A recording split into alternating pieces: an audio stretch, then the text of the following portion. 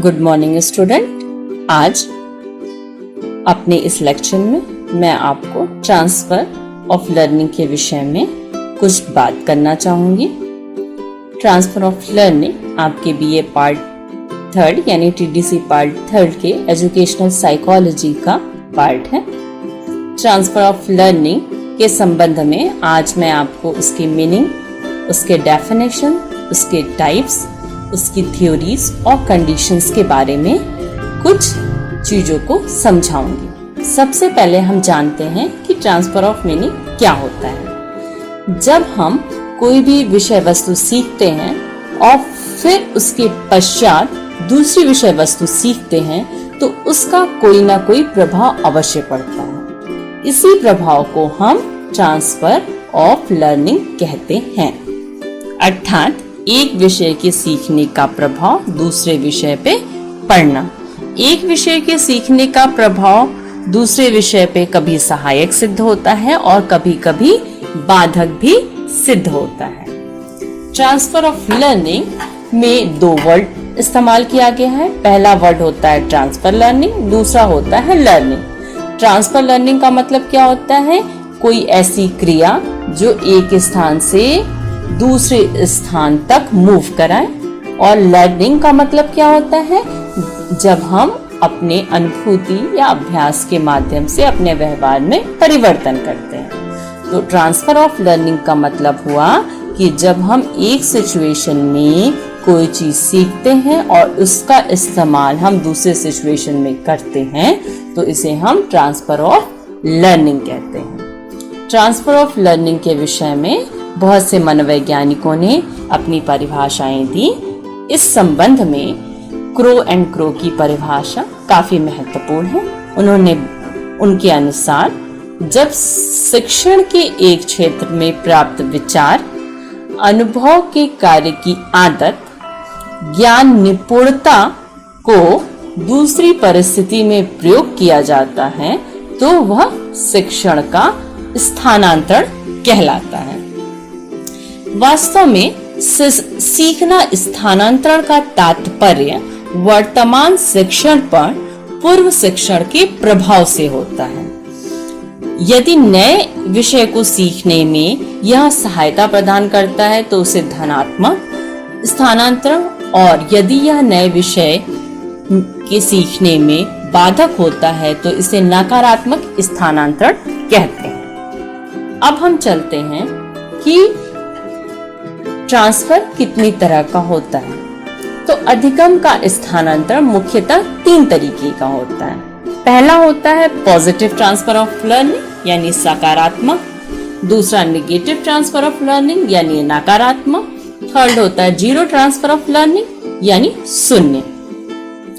पहला है positive transfer of learning. जब पहले का सीखना वर्तमान के सीखने में सहायता प्रदान करता है तो इसे हम पॉजिटिव ट्रांसफर ऑफ लर्निंग यानी सकारात्मक स्थानांतरण कहते हैं।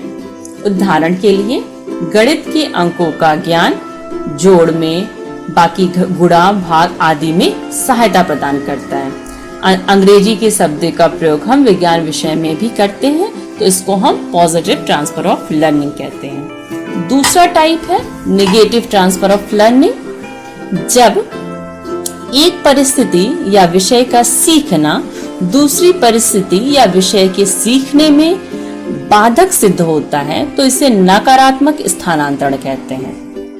नकारात्मक स्थानांतरण का एग्जाम्पल हम ऐसे ले सकते हैं कि ज्यादातर जो इंडिया में हम ड्राइविंग करते हैं वो अपने राइट हैंड से करते हैं, परंतु यूरोपियन कंट्रीज में जो गाड़ियां होती हैं वो कुछ दूसरी तरीके से चलती हैं तो इसका प्रभाव एक तरह से निगेटिव हो जाता है तो इसे हम निगेटिव ट्रांसफर ऑफ लर्निंग कहते हैं। थर्ड ट्रांसफर ऑफ लर्निंग का टाइप है वो है जीरो ट्रांसफर ऑफ लर्निंग।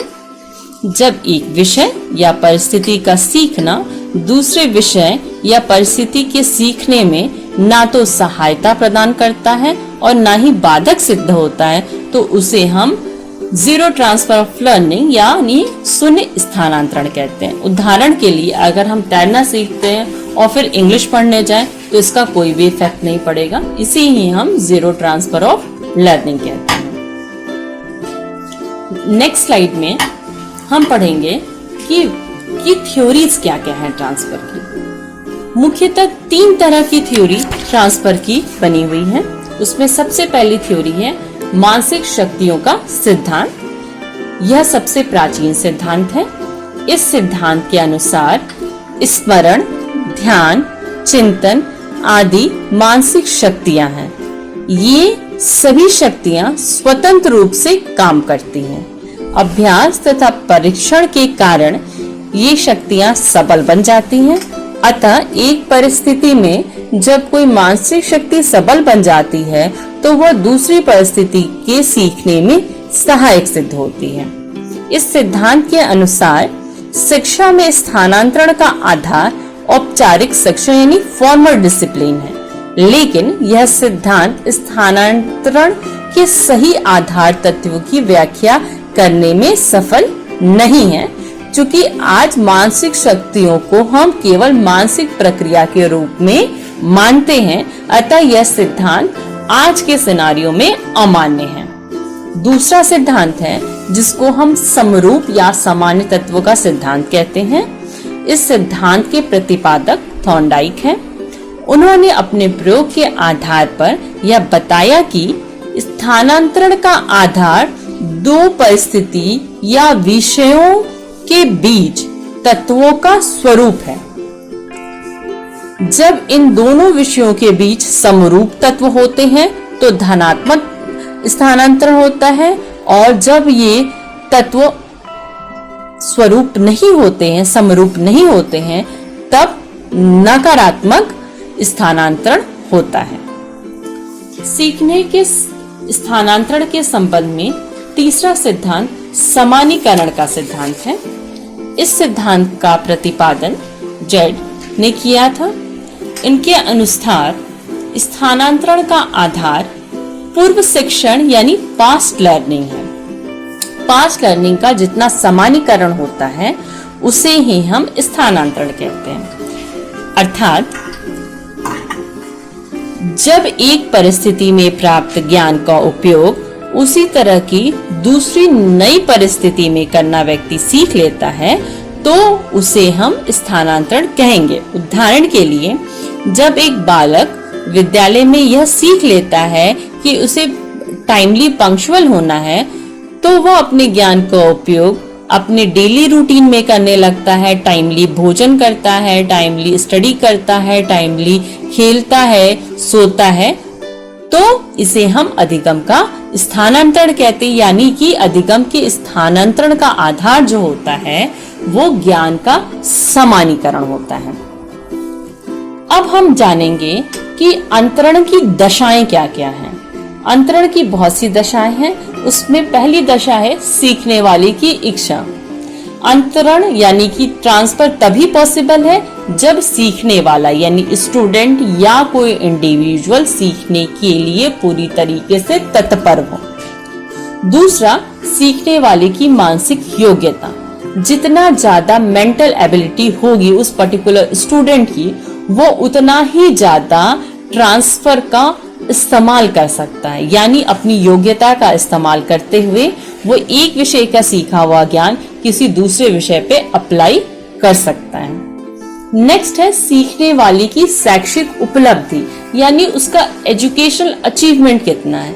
एक लेवल का एजुकेशनल अचीवमेंट बहुत नेसेसरी होता है ट्रांसफर की चीजों को सीखने के लिए। नेक्स्ट है सीखने वाले में सामान्यीकरण की योग्यता, यानी जनरलाइज करने की कैपेबिलिटी।